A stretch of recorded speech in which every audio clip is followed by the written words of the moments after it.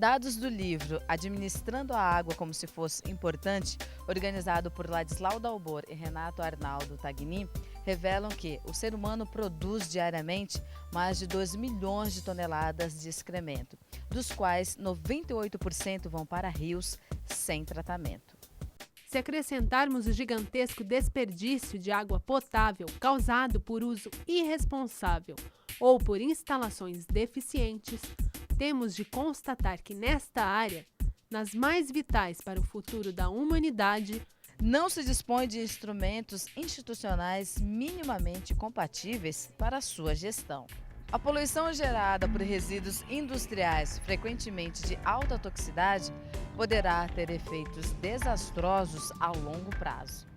Na Eco 92, que aconteceu no Rio de Janeiro, surgiu o conceito de sustentabilidade. A nova ordem estava posta: conciliar desenvolvimento econômico e meio ambiente.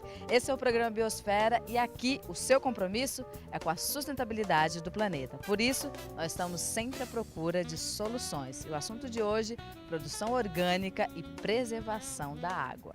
Bem, eu estou aqui com a dona Ondalva Serrano, ela é presidente da Associação de Agricultura Orgânica. Tudo bem? Muito bem, Bebê.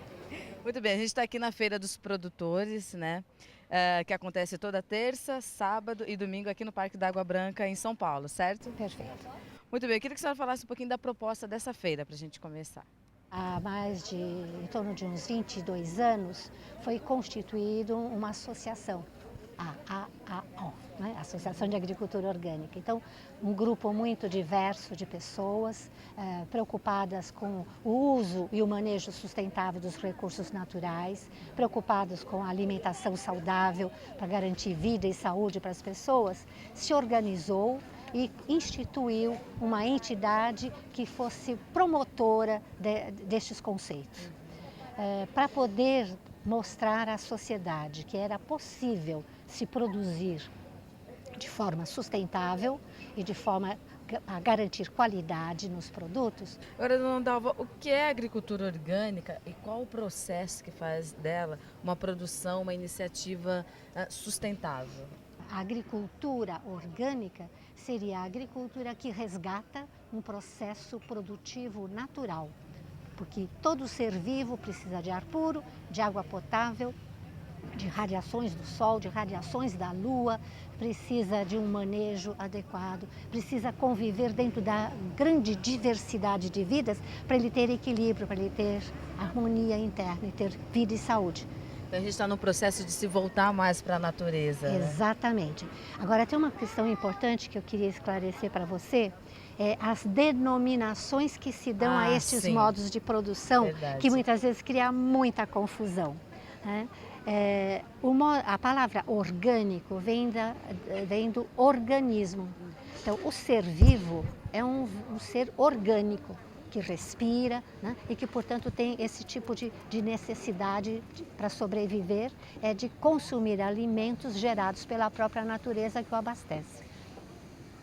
Então, essa é a palavra que dá a denominação. Mas existem muitas outras palavras que querem dizer a mesma coisa, pelo menos o mesmo sentido, que é agricultura natural, que é agricultura biológica, que é agricultura biodinâmica, que é agroecologia.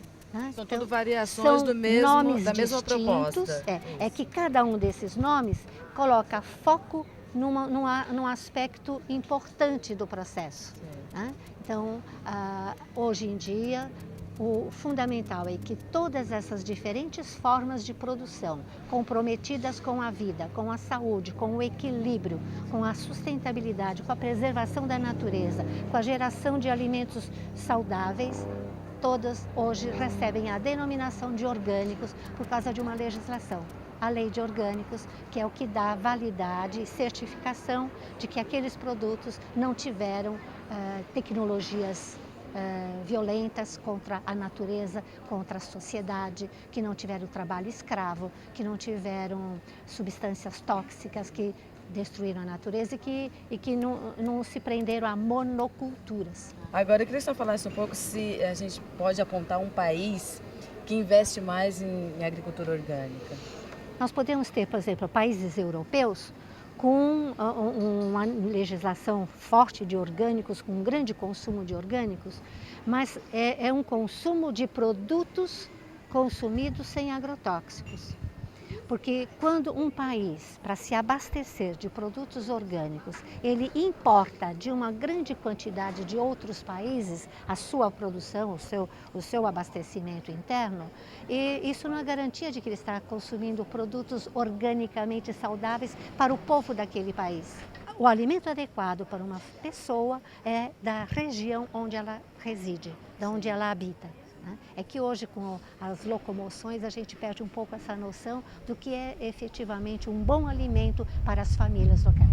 Ou seja, então um produto orgânico não é apenas um produto sem agrotóxicos. Então o consumidor tem que estar atento a esse tipo de informação. Exatamente. Eu queria que você falasse um pouco sobre a produção orgânica. É necessário ter um solo fértil. Como é que o pequeno produtor tem essa ideia? Qual o processo pelo qual ele vai saber que aquele solo é fértil para que ele possa desenvolver a sua produção ali? Um solo naturalmente fértil e naturalmente apto a produzir alimentos saudáveis é um solo que está bem estruturado. Então ele tem composição de argila, tem composição de areia, ele tem uma aglutinação, ele tem matéria orgânica que junta essas partes, que forma grumos. Então, ao formar grumos, ele tem ar entre os grumos de solo, e esse ar que fica entre os grumos, quando chove, a água penetra e ocupa o lugar do ar. Então é um solo que é vivo. O modo convencional de produzir, que não respeitar este processo, ele vai aos poucos degradando esse solo. Porque se eu mecanizo, se eu interfiro violentamente nesse solo, se eu planto sempre uma mesma monocultura nesta área, eu retiro nutrientes, eu desequilibro. Hoje, para você ter uma ideia, se você faz análise de solos, dificilmente você encontra um solo estruturado e fértil, porque ele já foi lavado. Quando você retira a vegetação de cobertura dos solos e expõe esse solo aos ventos, ao sol, à chuva, às intempéries, ele vai sendo lavado, desestruturado. Países do hemisfério norte, onde se desenvolveu esta tecnologia de agricultura moderna, altamente tecnificada, é clima frio. No clima frio, você tem períodos de vários meses de inverno, onde o solo fica coberto de neve. Então, para aquele tipo de solo, ter no período de verão o solo exposto ao sol, para aquecer e voltar à vida no solo, é necessário. E não há processo, dona Andalva, que recupere esses nutrientes do solo? Olha, é uma das preocupações sérias que nós temos hoje, porque essa grande quantidade de minerais que existia nos nossos solos, esses 45, 49 elementos, tanto de macro quanto de micro, quanto de elementos que nutriam a planta, hoje não tem mais no solo. Existem regiões em que não existem mais esses nutrientes. Eles foram lavados, arrastados para os rios, dos rios foram para o mar. Hoje você só encontra no mar. Hoje tem empresas que retiram esses sais minerais da água das correntes marítimas e trazem esses sais líquidos para serem colocados como adubo líquido no solo para poder produzir. Nós temos um modelo produtivo e comercial de grandes monopólios. Então é um processo de que eu domino o mercado se eu domino a produção de um produto. Para que eu possa ter lucro, eu preciso ter grandes volumes de um determinado produto. Isso é o modelo convencional. Quando eu tenho o objetivo de ganhar lucro, acumular riqueza, poder, capacidade de tomar decisões, de fazer as coisas, se eu estou focada no recurso financeiro, então realmente este modelo é muito interessante, porque ele me permite crescer, acumular recursos.